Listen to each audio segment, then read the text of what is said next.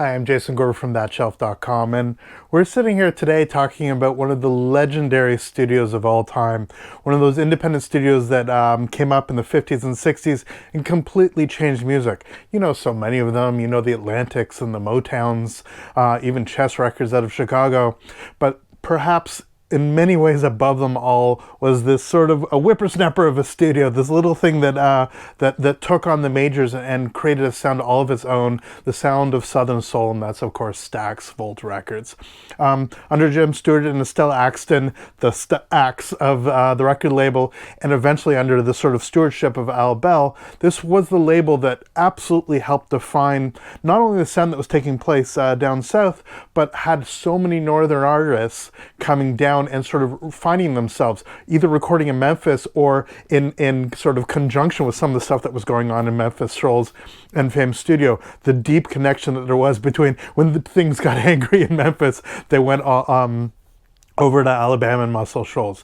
There's been some incredible collections in the past. Stax has been mined. I mean, you know all the artists. You know the Isaac Hayes being one of the big major ones, but the Sam and Daves. All of these guys all coming together for some extraordinary music, going right back to 1958, all the way through the 70s. This was the absolute heyday of this kind of music. Now I got to tell a story, sort of a little name droppy thing. I was at school in Kingston in the 90s, and I was at a party for, of all things, a tragically hip record release party, and Dan Aykroyd was there, and I had just started listening to a bunch of the soul music. The Blues Brothers really led me to actually finding out about Cab Calloway and Sam and Dave and all these other artists. Finding the originals based on the covers, which is something that I think is really underappreciated about the music that takes place. And more importantly, realizing at the time that the house band of Stax Records, the Booker T and the MGs, two of the core members, Duck Dunn and Steve Cropper, actually became core members of the Blues Brothers band. So sort of as a gateway into going back and listening to the Otis Redding, listening to this incredible classic stuff, it was really the Blues Brothers that actually led me into these places. So I'm telling all these things to Dan Aykroyd, just thanking him basically for introducing me to things like Barkay's Soulfinger, that you actually see them dancing when they're dancing with a bunch of Russian troops in Spies Like Us. Just how much this music absolutely, completely knocked me out. And he said to me, okay, there's a collection you got to go find. There's this complete Stax Volt collection. So I went to a local CD store, record store at the time. I thought, great, Dan Aykroyd told me to go buy a collection, I should do it. And that's this. This is Volume 1 CD set of the complete Stax Volt singles 9-volume box set, and it comes with a ridiculous number of CDs, all 9 CDs. You get a nice booklet and all this stuff. And this was really one of those things. It was hundreds and hundreds of dollars. I mean, again, this is back in the mid-90s, early 90s, hundreds and hundreds of dollars. And I thought, you know what? If Dan Aykroyd thinks that I should listen to all of these people, I think I'll actually take it up on him. I mean, like, right now I probably wouldn't listen to Dan Aykroyd about very much, but at the time he certainly knew his stuff about music, and it was just such an incredible way, before streaming services, before Spotify and all that madness, to actually learn about, dig into the Otis stuff, but also the Rufus Thomas, again, the Booker T, the Mabel Johns, the Eddie Floyds, CL Blast, and some incredible, incredible artists in the sort of first set. Now, this goes up to 1968, which is the sort of core way that we think of in terms of Stax Volt music. Of course, they know who they're selling to. They came up with a second volume. Stax Volt Volume 2, 1968 to 71. Again, a gazillion songs on, 10 CDs, I believe? Same thing, with a book written by Rob Bowman. Now, Rob Bowman is a professor of York University here in Toronto, but he's also one of the world's leading experts on this era of music. He's an exceptional writer, just one of those really brilliant writers that actually can put into words something as esoteric about not only the history of music, but just what this music meant and how it developed. And naturally, so managed to find 2, and of course, the ridiculous 1972 to 1975 Volume 3. So in these 3 volumes on digital, on CD, we have the complete A and B sides of everything that the studio actually released during this time. Or was it? There's a bunch of stuff that, they call it the complete Stax full of singles. Didn't actually include a bunch of the B-sides. Didn't include a bunch of the other tracks and alternate tracks. Unlike some of the Motown sets that we'll talk about another time, it's an incredible amalgamation of a ton of music and stuff that incredible road trip music. You just put these CDs on or listen to them on streaming services and you just have hours and hours, if not days of entertainment. It's really incredible. Why am I talking about CDs that I bought several decades ago? Because this music has meant that much to me for so long.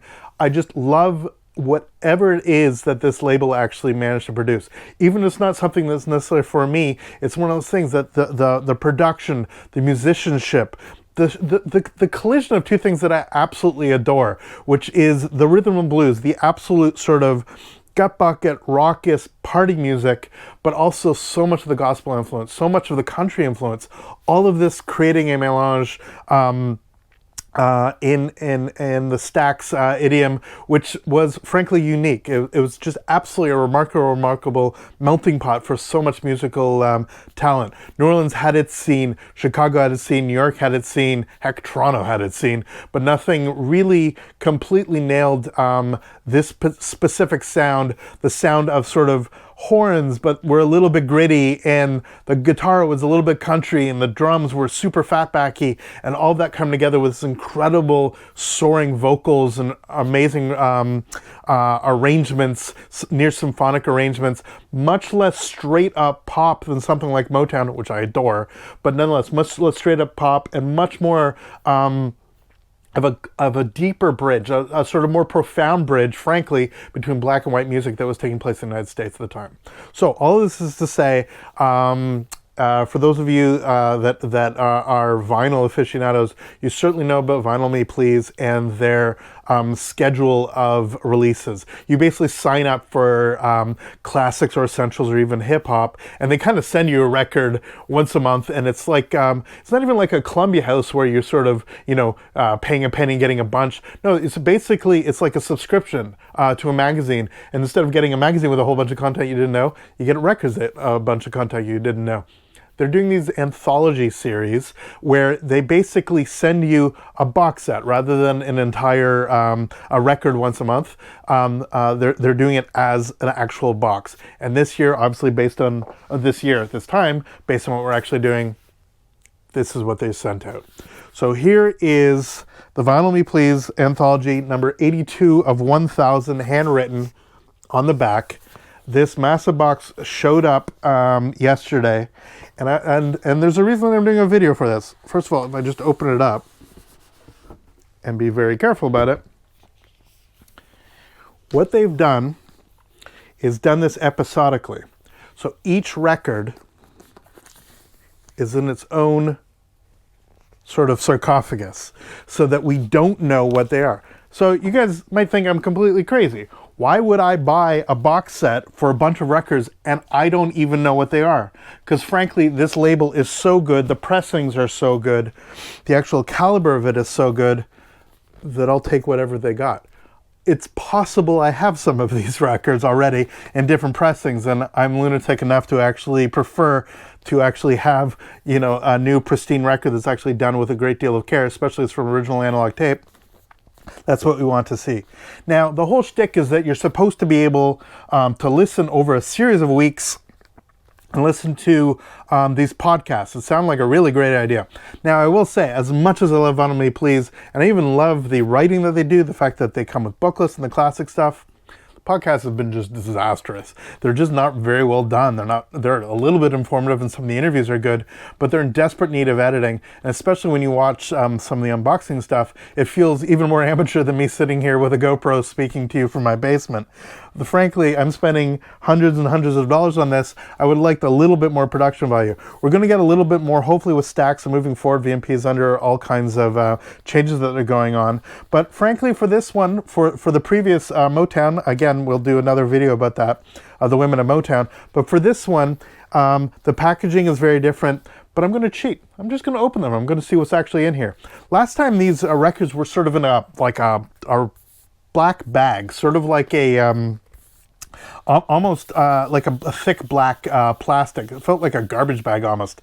And they came in sets of 3, so that there was sort of 3 sets of records that you would actually open up. This time they have this sort of cardboard. You see it's labeled episode 1, and it has one of these sort of rip sides. So what I'm going to do, for those that actually, you know, love spoilers, love unboxing, all the kind of crazy stuff, is I'm going to show what these records are, and we're going to open them together. Why not?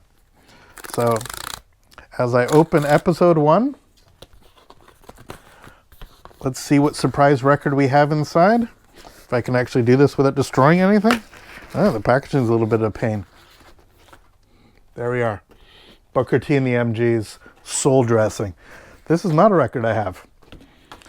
So Booker T and the MGs, as we said, this is absolutely fitting. It's got some incredible tracks on here. Oh man, Night Owl Walk, a great track. But Mercy, Mercy, Mercy. Anybody that was in my high school jazz band knows how much I love that bloody track. It is so great. Booker T and the MGs were fascinating for a number of reasons.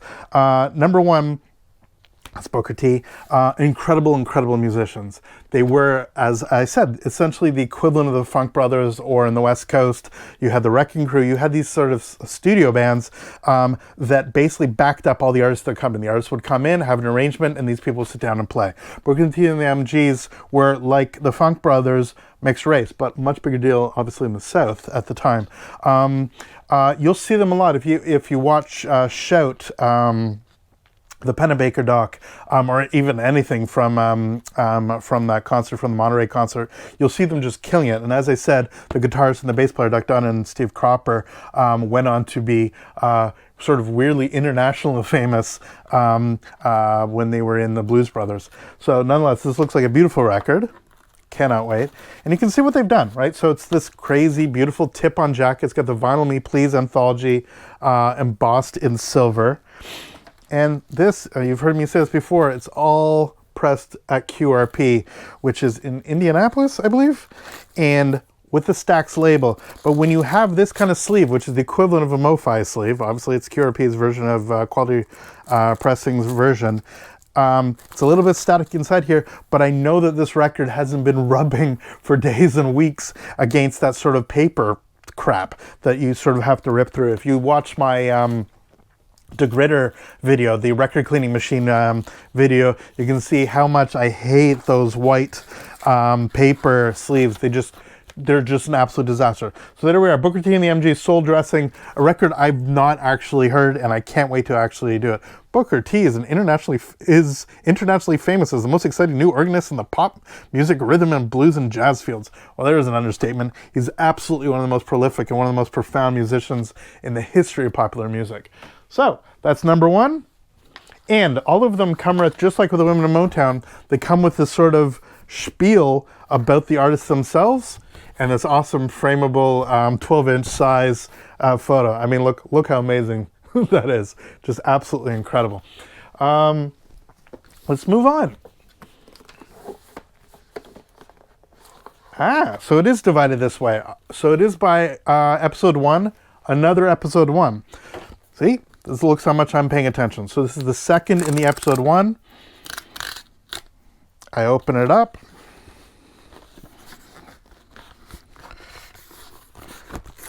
It is a pain in the ass to get these out. Absolutely monster record. First of all, look at that cover. Just absolutely amazing with the turtle on top of it. On them on top of the turtle. Just beautiful. So tip-on jacket, let's talk about this. Let's talk about nerdy stuff. Tip-on jacket is when you actually print on paper and then it actually gets glued on the cardboard rather than printing directly on the cardboard.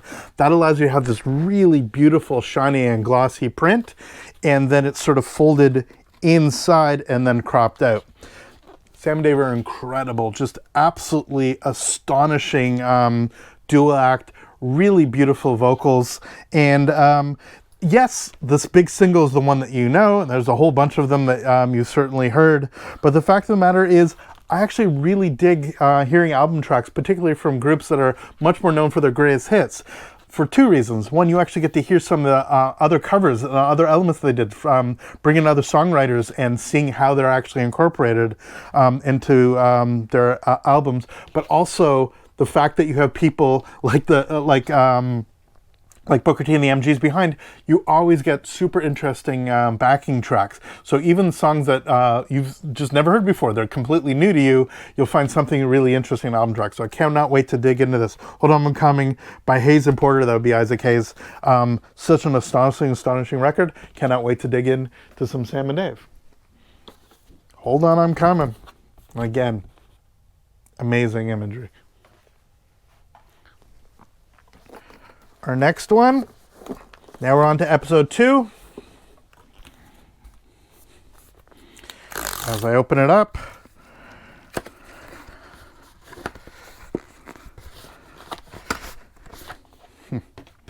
The King. Okay, the soul album by Otis Redding. Now, I have a lot of Otis Redding already. This is another version of something that I already have. Be interesting. I'm the neurotic person who will be interesting to see how this actually compares to the pressing that I already have in some box set, which is probably here. I believe this is the Warner one. I don't know if this is, see, too much Otis. There we are, right? Soul album by Otis Redding. So here's another pressing of the definitive studio albums collection. Be interesting to see how the VMP one is different than this Otis box. Nonetheless, it's a beautiful, beautiful record. It's got some incredible tracks. This Everybody Makes a Mistake. Unbelievable talent. And again, such a giant. He was lost in a plane crash just after Monterey, actually. And when you see his performance, first of all, I mean, he looks like he was always that old legend. I mean, it's so insane that he died at, I believe, 27. I think he was part of the 27 Club. It's not because he looks sort of spent. It's just he has so much energy and so much professionalism and so much guile that you just put him in with as legendary as the giants of this type of music. Such an incredible music. First of all, it's a beautiful cover, and cannot wait to dig into this again within the context of everything that we're listening to here. What else we got? Again, another episode 2.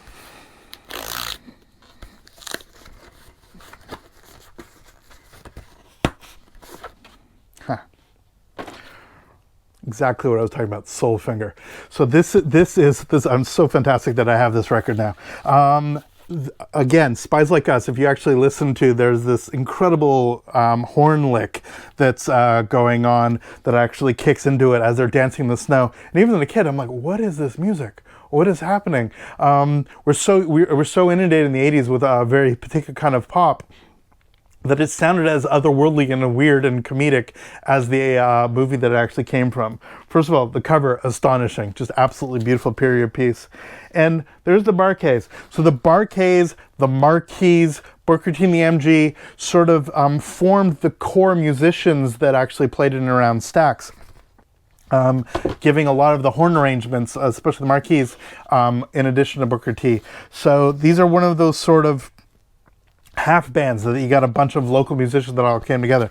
Introducing the Bar-Kays by Booker T. Jones, Booker T and the MGs, just absolutely astonishing. I cannot wait to dig into this. Soulfinger's on there, but Bar-Kays Boogaloo. What better things do you want from an album than this? Hole in the Wall, don't do that. So I cannot wait to delve in to the Bar-Kays Soulfinger. We're on to episode 3.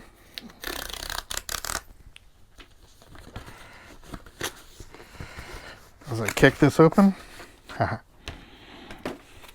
Now, this is not a name that too many people sort of dive into. Obviously, soul music aficionados know Eddie Floyd, but this isn't like somebody like Isaac Hayes that everybody knows from stuff like Shaft, or even Otis Redding, who became super famous posthumously.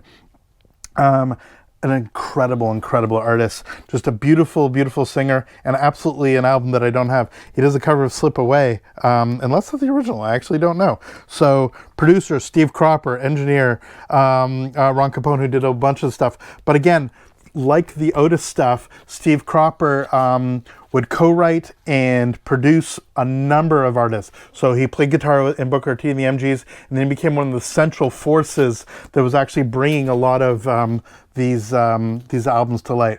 Knock on Wood record was already a VMP release, I believe, and so it's nice to have something else to add to the collection. And again, the finger snap of the Stax logo. Another record I don't have, and I'm really looking forward to exploring. Episode 3.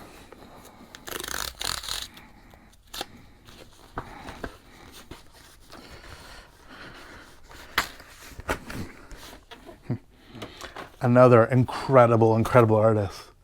Johnny Tailor's Raw Blues. Again, the diversity of music that was actually taking place there, it wasn't just sort of straight ahead sort of dance music or frankly funk. The fact was that a ton of, for lack of a better word, Southern music was being recorded and incredible stuff actually taking place. Johnny Tailor, monster musician.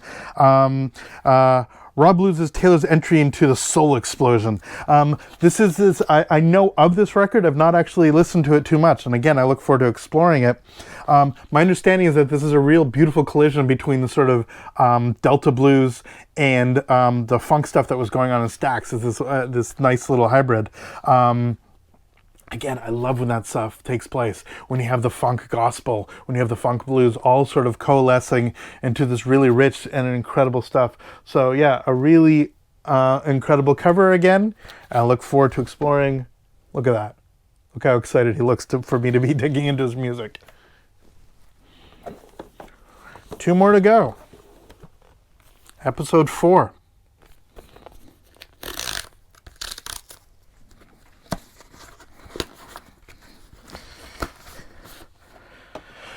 So Al Bell was the producer and owner of what was taking place at the time, after all kinds of craziness that went on with the Stax label. But William Bell, similarly named, is the two that I always confuse.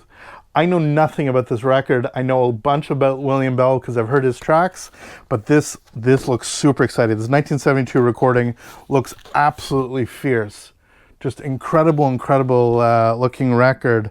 I look forward to discovering what the heck this is. This looks to be a little bit of psychedelia and a little bit of soul, and that is absolutely in my wheelhouse. William Bell's one of the earliest Stax artists. I believe 61 he had one of the first hits on the label. So he really helped shepherd them. So the fact that we get something here that looks to be just based on the chocolate brown definitely looks to be something in the later 70s. That's certainly a 70s aesthetic. What year is this?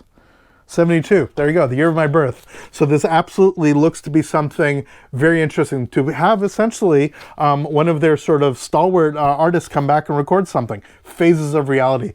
Absolutely sounds like something that's going to mix beautiful with the sort of psych, funk, folk, gospel elements, all that stuff that was actually taking place at the time. Cannot wait. And finally, yeah, so no, this is why we buy this. I don't know what they are, and I don't really care because they all look like they're going to be a heck of a lot of fun. Last record. The heck is this? There you go. If you want a giant of the blues, there's none quite as big as Albert King. I mean, there's so many kings that we can attest to in blues. There's 3 main ones. But nonetheless, Albert King, straight up blues record, it looks like. I'll play the blues for you. Fact of the matter is, I don't have so much of this sort of traditional blues stuff. I have the stuff that I do have is actually from Vinyl Me Please. It's not stuff I tended to listen to a lot. I was much more into the sort of straight up soul stuff. But I'm betting this record is going to be pretty remarkable. First of all, the Flying V is absolutely astonishing. Special thanks to Al Jackson and John Stewart. Right there, rhythm by the Bar-Kays, horns by the Memphis Horns. We have some monster stuff going and taking place here. I'm really excited to actually dive into this and see what Albert King has to offer me. So there you go. The box, again, the big giant yellow box, and you can see the original marquee of Stax, Soulsville, USA. So that's it. now I got to go listen to these things. Well, I got to clean them, and then I got to listen to them. But I just want to give you sort of a brief introduction to the story of Stax Records from Vinyl Me Please, just to show the excitement of not only opening it, but actually being able to delve into these records. Look, what is it? Other than the Otis Redding, these are all albums I don't actually own yet, and I look forward to listening to them as records, to actually dive in and explore some of the lesser known tracks. It's so hard in a weird way to actually find new music these days. Music's everywhere, and the curation tends to be such a jumble that in a weird way I find incredible joy of finding for new to me music, classics that I didn't know about. And one of the great things about Vinyl Me Please, particularly their classic section selection, is their way of just introducing me to something that I should have always known about. And instead I get something that I can truly call my own. It's new to me. It may be 50 or 60 years old, but it doesn't mean you can't discover it. This is the whole thing about music. Everything's so personal and so, in some ways, divided and siloed that you only listen to things that you tend to listen to. I have a pretty diverse aspect of what I actually listen to, but nonetheless, to find something that I'm just going to hold near and dear that I didn't even know I would love is one of the most exciting things about this. So that's it for thatshelf.com. I'm Jason Gorber. Please subscribe. Please pass the word about this video. It would really help us out a lot. I'm going to try to do this more and more. It's weird to actually think that somewhere out there is a community. There's somebody out there like me who holds the same passion for this kind of music and movies. And I just like engaging with everyone. Hopefully you can actually contribute. Please follow us on social media, and we'll see you next time. All the best.